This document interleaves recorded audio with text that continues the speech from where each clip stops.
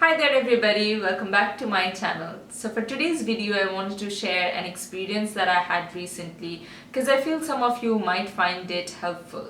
So for the past year or so I've been using my beauty blender religiously to do my makeup. So every time that I've done my makeup I've used my beauty blender. And I've always been very particular about how I take care of my beauty blender, so I clean it right after I've done my makeup. I never let it stay dirty even for like one night, so I would wash it right after I do my makeup. So I usually use some kind of a mild soap or my beauty blender solid to clean my beauty blender, and then I'll just place it on top of this container that the beauty blender comes in like this, and I'll leave it on my desk to air dry. And this is actually the suggested method that you can see in this tiny instruction manual. So if you can see right on this, it actually suggests you to place it on top of this container like this to air dry. So this is what I've been doing for the past year or so, and at every given point of time I always had at least two beauty blenders that I would switch back and forth. So one day right after I finished my makeup, like usual, I washed my beauty blender and then I placed it on top of this container and I left it on top of my desk to air dry.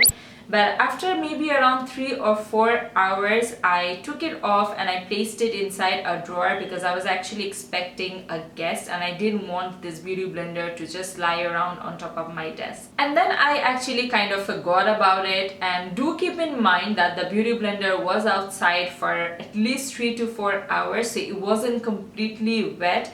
It was kind of like half dry. So the next day when I was doing my makeup, I took out my beauty blender and I realized that there was this tiny black spot at the base of the beauty blender right here. This is not the same one, but the one that I'm talking about, that was also the same pink one, the original beauty blender. So I saw this tiny black spot right here at the base of it. So at first I thought that maybe it was my makeup from the previous day. I probably didn't wash it properly. So I finished my makeup and then that day I rinsed it thoroughly, trying to get rid of even the last trace of makeup, and I realized that tiny black spot was not actually rinsing out. And at that time I felt maybe my beauty blender was stained and probably that's why it's not rinsing out. So I didn't really worry much. I cleaned it up and I again placed it on top of this container like this, and I placed it on top of my desk to air dry.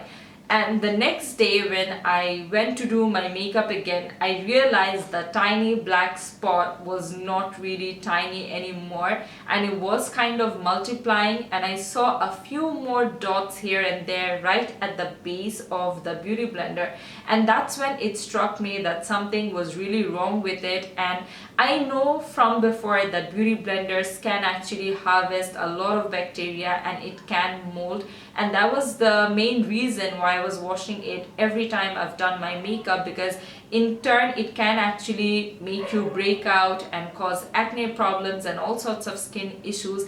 That's why I've always been really particular about cleaning my beauty blender. So when I realized that my beauty blender was actually molding, I kind of freaked out because this tiny little sponge is pretty expensive. It is $20, and I've kind of been putting aside buying this for the longest time because I never could justify buying a sponge for $20. But once I bought it and I started using it, I kind of became obsessed and I can't do without beauty blenders now. So it was quite alarming for me because I was taking such good care of my beauty blender. I was doing all that I could to prevent such issues, and here I saw my beauty blender molding, and I definitely didn't want the same thing to happen with any of my other beauty blenders. So I jumped on the internet right away and I researched a bit and I found out a lot of similar stories, and from those I actually figured out the mistake that I had made. And that's basically the reason why I'm filming this video today, because I don't want you people to make the same mistake as me, and I definitely don't want your beauty blenders or any of your makeup items to just go bad like that. So I stopped using that beauty blender right away, but I still held on to it because I wanted to make this video and I wanted to show it to you guys.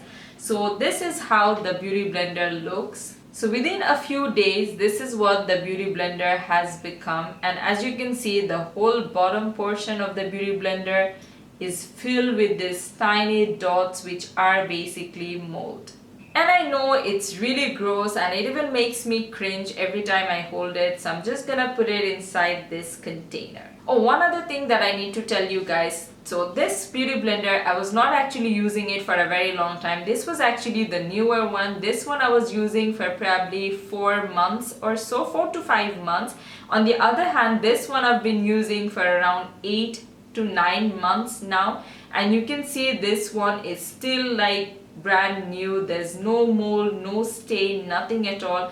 And I have been taking care of both of these beauty blenders the same way. I've washed them and cleaned them the same way. So it was definitely not my cleaning method or the duration that I've been using it that had caused it to mold. Alright, so now let's just get into the main purpose of this video. So the mistakes that I had made. Mistake number 1 was to actually place the beauty blender on top of this container like this to air dry. Although I did show you previously that this tiny instruction manual that comes inside this container actually suggests you to do that. Now, it might not actually cause the mold to occur if you're just letting it be in open air, and it can actually air dry and air can pass through it properly. But my biggest mistake was to place it like this inside a drawer, and it kind of gave the perfect environment for molds and bacteria to harvest and grow. The biggest no-no is never ever put your damp or half-dry beauty blender inside a confined or trapped environment, like maybe your makeup bag or drawer or any place like that. Always leave your beauty blender out in the open where air can easily pass through until it's completely dry, until you're 100% sure that it's dry. I personally leave it on like that for 2 to 3 days. So what I do now is I'll put a tissue paper on top of the container and then place the beauty blender like this and leave it on the desk for like 2 to 3 days for it to completely air dry.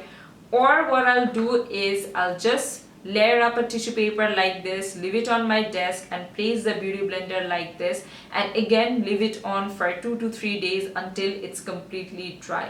So what the tissue paper does is it helps to absorb even the last bit of moisture that's inside the beauty blender, and it also prevents the beauty blender from being trapped inside an airtight environment like this, which can actually harvest bacteria and grow mold. As you can see, this beauty blender is still a little damp. I had used it earlier to do my makeup, so I have washed it around 6 hours back. So you can see that it is still a little bit damp. That's why it's a little bigger in size, whereas this one was out for 2 days, so it's completely dry. So once it's dry like this, I'll place it inside this container and I'll store it with all my other makeup items. So I hope you found this video somewhat helpful, and if you want me to do a video showing you how I clean my beauty blender as well as my makeup brushes, then let me know in the comments below. I would love to do that for you guys. And also please share this video with your friends and family, share it on Facebook so that other people also don't make the same mistake that I did.